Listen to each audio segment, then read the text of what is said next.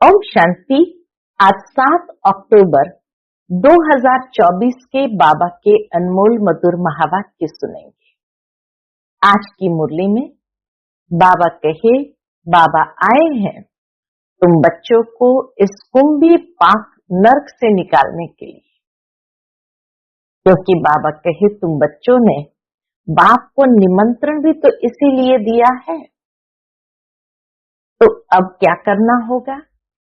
बाबा जो हम बच्चों को सुनाते हैं उसे अच्छी तरह उगारना है, अर्थात मनन चिंतन करना है और अपने अंदर उसकी धारणा करनी है। बाबा कहे तुम्हें अपने समय को व्यर्थ की बातों में वेस्ट नहीं करना है, क्योंकि तुम बच्चे इस दुनिया को स्वर्ग बनाने के कारीगर हो। तो बाबा कहे तुम ऐसी कारीगरी करते हो जो सारी दुनिया ही नहीं बन जाती है। उसके लिए कोई ईंट तगारी आदि नहीं उठाते हैं, लेकिन बाबा कहे बाबा की याद की यात्रा से ही नई दुनिया बना देते हैं। और तुम्हें खुशी है कि हम ऐसी दुनिया के कारीगर हैं। हम ही उस स्वर्ग के मालिक भी बनते हैं। तो सुनते हैं बाबा के आज के अनमोल मधुर महावाक्य। ओम शांति। मीठे बच्चे, बाप आए हैं तुम बच्चों को कुंभी पाक नरक से निकालने के लिए। तुम बच्चों ने बाप को निमंत्रण भी इसलिए दिया है। आज की मुरली से प्रश्न है, तुम बच्चे बहुत बड़े से बड़े कारीगर हो। कैसे? तुम्हारी कारीगरी क्या है? उत्तर, तुम बच्चे ऐसी कारीगरी करते हो जो सारी दुनिया ही नई बन जाती है। उसके लिए हम कोई ईंट या तगारी आदि नहीं उठाते हैं, लेकिन याद की यात्रा से नई दुनिया बना देते हैं। हमें खुशी है कि हम नई दुनिया की कारीगरी कर रहे हैं। हम ही फिर ऐसे स्वर्ग के मालिक बनेंगे। ओम शांति। मीठे मीठे रूहानी बच्चों प्रति रूहानी बाप समझाते हैं, तुम जब अपने अपने गांव से निकलते हो तो ये बुद्धि में रहता है। क्या रहता है? कि हम जाते हैं शिव बाबा की पाठशाला में। कहाँ जा रहे हैं?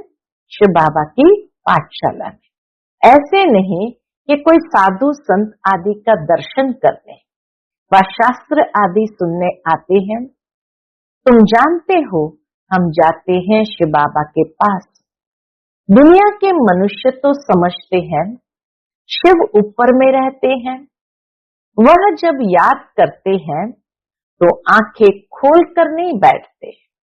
बाबा कहे यहाँ तो तुम्हें आंखें खोल कर बैठना है। वह आंख बंद कर ध्यान में बैठते हैं। शिवलिंग जो देखा हुआ होता है, शिवलिंग जो देखा हुआ होता है, बल शिव के मंदिर में जाएंगे तो भी शिव को याद करेंगे तो ऊपर में देखेंगे, वह मंदिर याद आएगा। कई फिर आंखें बंद करके बैठते हैं, समझते हैं दृष्टि कहाँ भी नाम रूप में अगर जाएगी तो हमारी साधना टूट जाएगी। अभी तुम बच्चे जानते हो हम बल शिव बाबा को याद करते हैं, कोई श्री कृष्ण को याद करते हैं, कोई राम को याद करते हैं, कोई अपने गुरु को याद करते हैं, कोई शिव बाबा को याद करते, कोई श्री कृष्ण को याद करते, कोई राम को याद करते और कोई अपने गुरु को याद करते हैं। गुरु का भी छोटा लॉकेट बनाकर पहनते हैं। गीता का भी इतना छोटा लॉकेट बनाकर पहनते हैं। भक्ति मार्ग में तो सब ऐसे ही है। घर बैठे भी याद करते हैं, याद में यात्रा करने भी जाते हैं। चित्र तो घर में रख कर पूजा कर सकते हैं, परंतु यह भी भक्ति की रस्म पड़ी हुई है। जन्म जन्मांतर यात्राओं पर जाते हैं, चारों धाम की यात्रा करते हैं। चार धाम क्यों कहते हैं? पूछते बाबा, चार धाम क्यों कहते हैं? वेस्ट, ईस्ट, नॉर्थ और साउथ चारों का चक्कर लगाते हैं।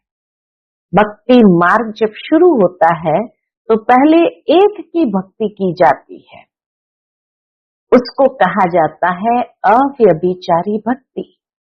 सतो प्रधान थे, अभी तो इस समय है तमो प्रधान। भक्ति भी व्यभिचारी, अनेकों को याद करते रहते हैं।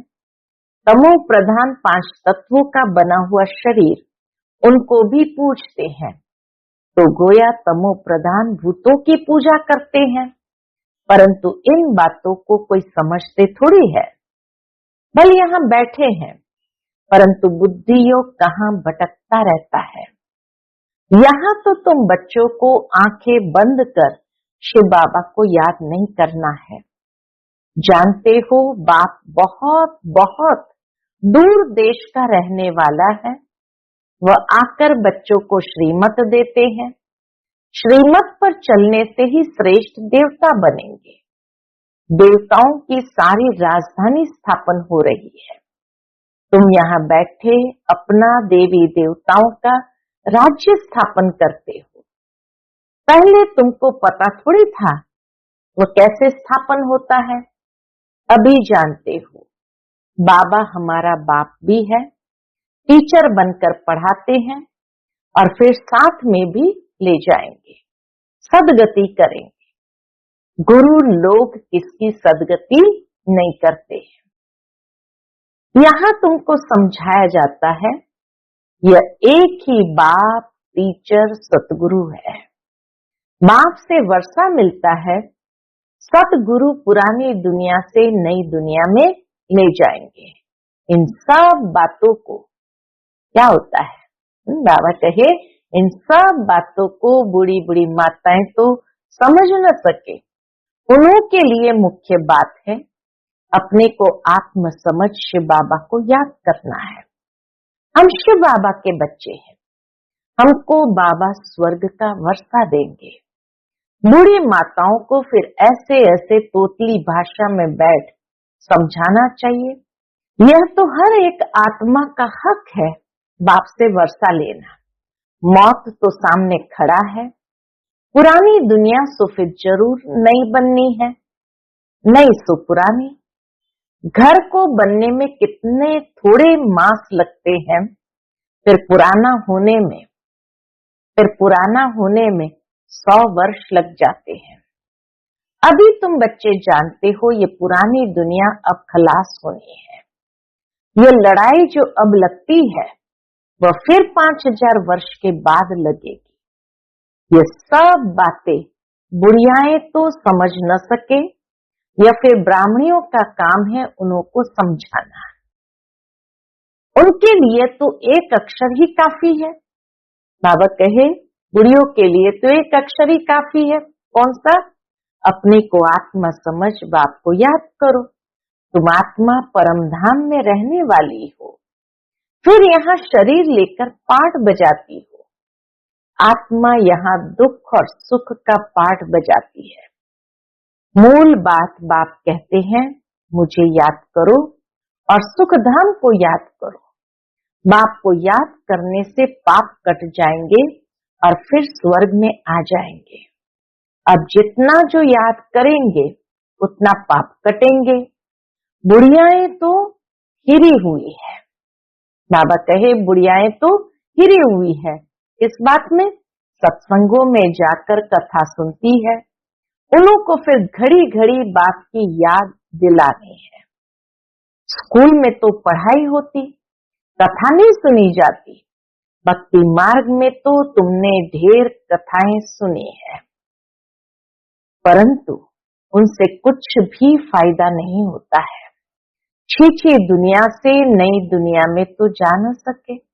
कथाएं सुनने से पुरानी दुनिया से नई दुनिया में तो जा न सके। मनुष्य न तो रचयिता बाप को न रचना को जानते हैं, नेति नेति कह देते हैं। तुम भी आगे नहीं जानते थे, अभी तुम भक्ति मार्ग को अच्छी रीति जान गए हो।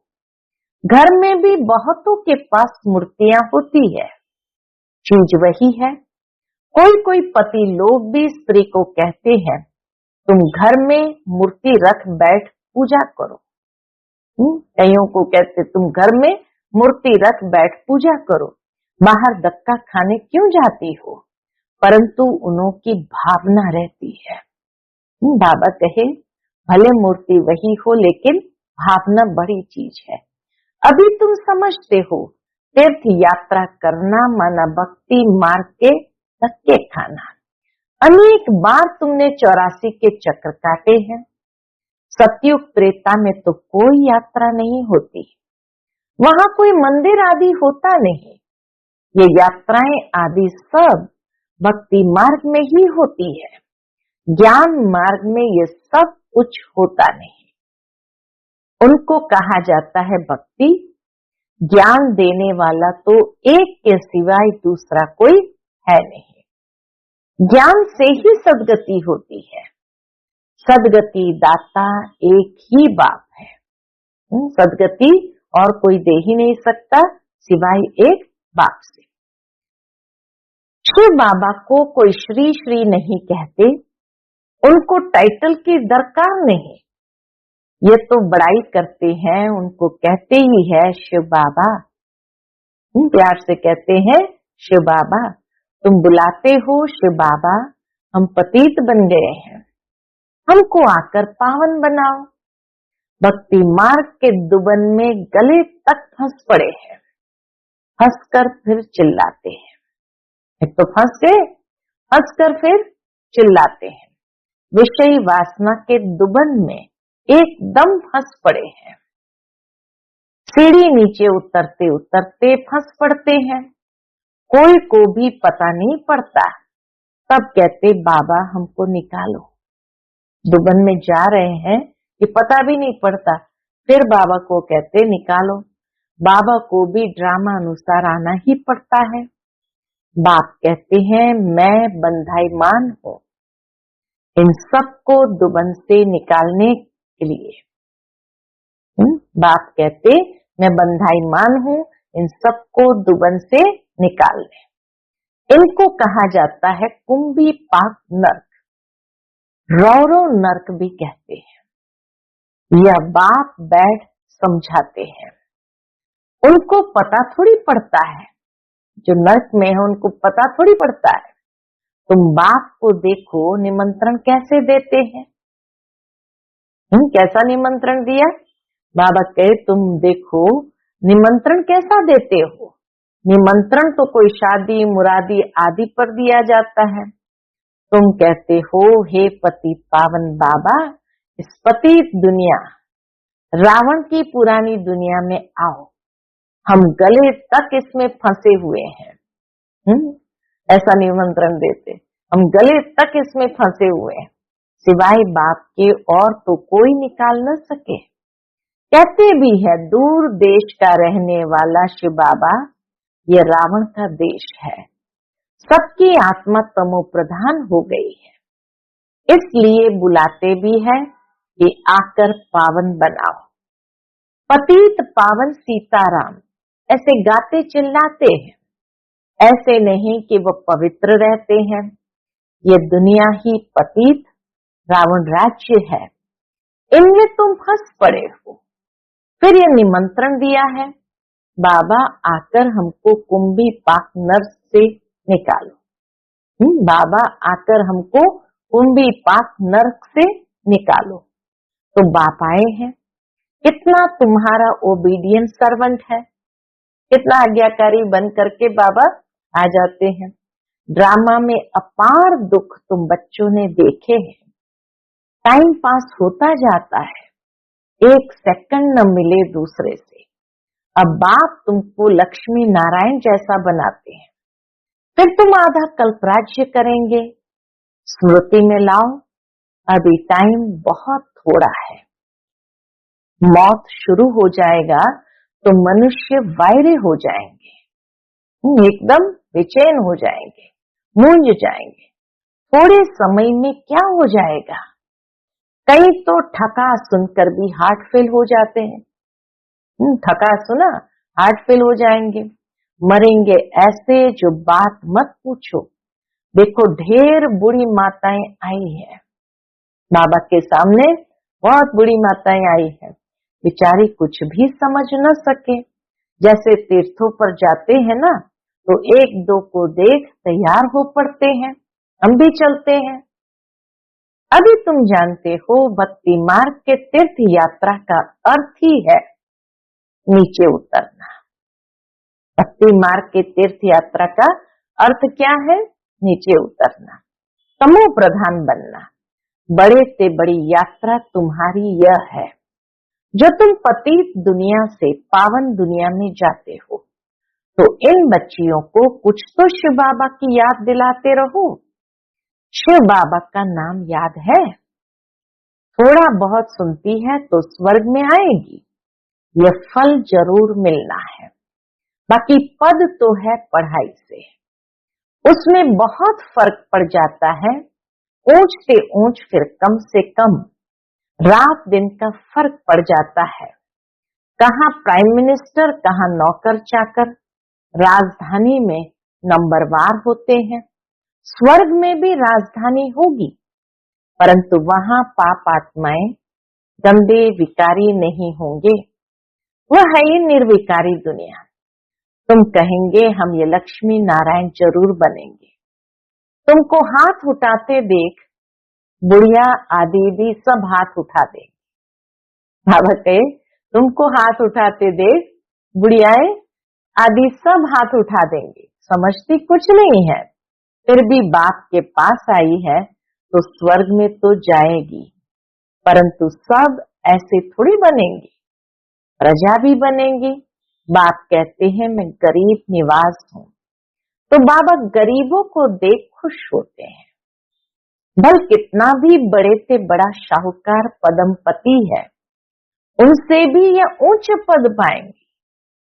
कितना भी बड़ा शाहूकार पदमपति है इस दुनिया का, लेकिन बाबा कहिए बुढ़ियाएं उनसे भी उच्च पद पाएंगी 21 जन्मों के लिए।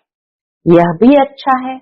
बुढ़िया जब आती है तो बाप को खुशी होती है। बुढ़ियाओं को देखकर बाबा को खुशी होती है। क्यों खुशी होती है?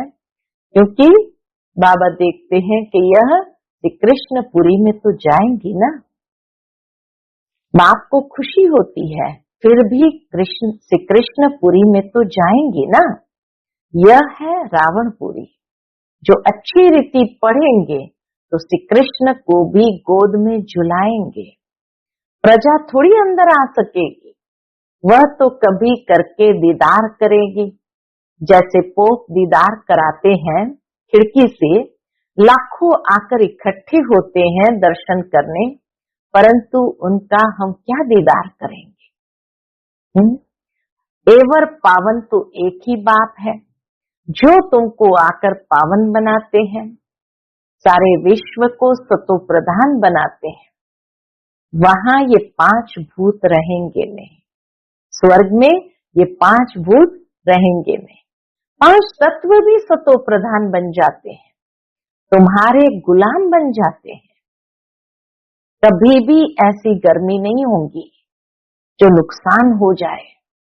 5 तत्व भी कायदे अनुसार चलते हैं, अकाले मृत्यु नहीं होती। अभी तुम स्वर्ग में चलते हो तो नर्क से बुद्धि योग निकाल लेना चाहिए। जैसे नया मकान बनाते हैं तो पुराने से बुद्धि हट जाती है, बुद्धि नए में चली जाती है। यह फिर है बेहद की बात। नई दुनिया की स्थापना हो रही है, पुरानी का विनाश होना है। तुम हो नई दुनिया स्वर्ग बनाने वाले, तुम बहुत अच्छे कारीगर हो। बाबा कहे तुम बहुत अच्छे कारीगर हो, अपने लिए स्वर्ग बना रहे हो। कितने बड़े अच्छे कारीगर हो, याद की यात्रा से नई दुनिया स्वर्ग बनाते हो। थोड़ा भी याद करो तो स्वर्ग में आ जाएंगे।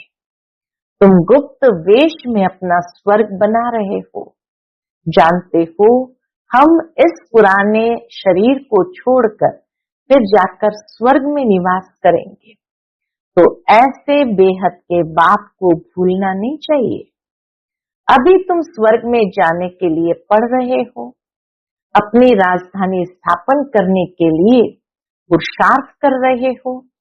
यह रावण की राजधानी खलास हो जानी है, तो अंदर में कितनी खुशी होनी चाहिए। हमने यह स्वर्ग तो अनेक बार बनाया है, अंदर में खुशी होती है। ऐसे अनेक बार हमने अपने याद की यात्रा से स्वर्ग बनाया है, राजाई ली है फिर गंवाई है। यह भी याद करो तो बहुत अच्छा।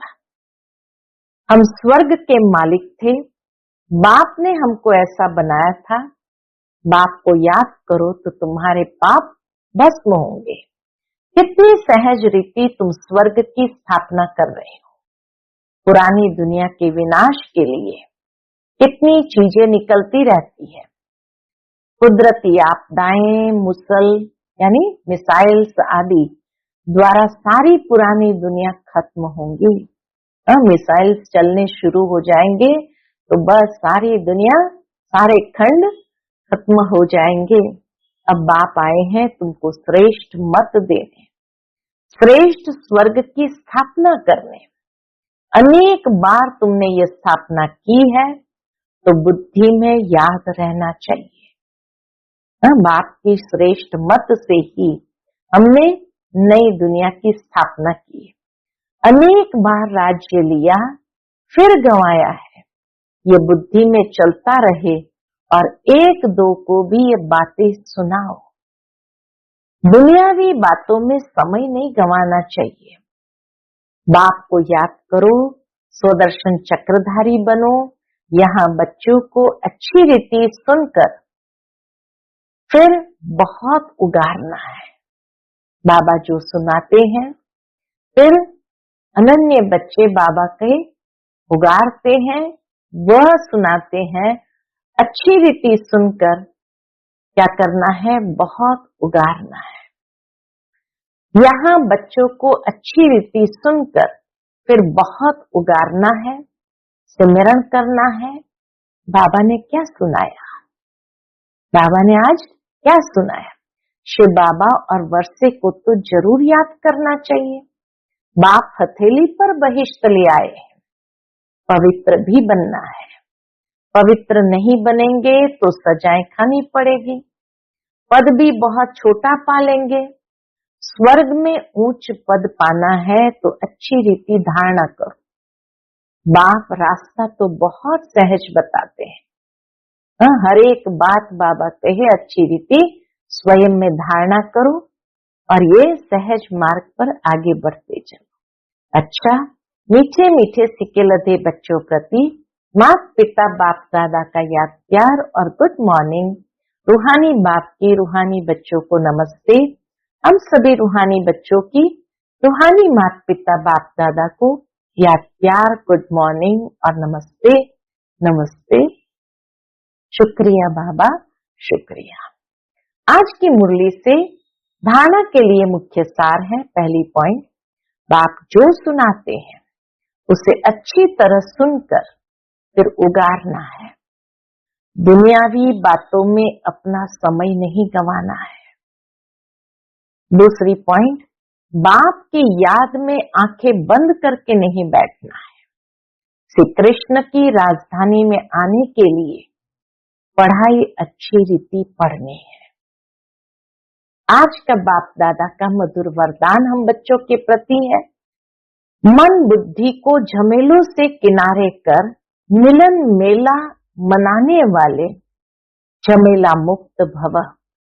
मन बुद्धि को झमेलों से किनारे कर मिलन मेला मनाने वाले झमेला मुक्त भव। कई बच्चे सोचते हैं ये झमेला पूरा होगा तो हमारी अवस्था व सेवा अच्छी हो जाएगी, लेकिन झमेले पहाड़ के समान है। पहाड़ नहीं हटेगा, लेकिन जहां झमेला हो वहां अपने मन बुद्धि को किनारा कर लो, या उड़ती कला से झमेले के पहाड़ के भी ऊपर चले जाओ तो पहाड़ भी आपको सहज अनुभव होगा। झमेलों की दुनिया में झमेले तो आएंगे ही, आप मुक्त रहो तो मिलन मेला मना सकेंगे। आज का स्लोगन है, इस बेहद नाटक में हीरो पार्ट बजाने वाले ही हीरो पार्टधारी है। इस बेहद नाटक में हीरो पार्ट बजाने वाले ही हीरो पार्टधारी है। अच्छा, ओम शांति।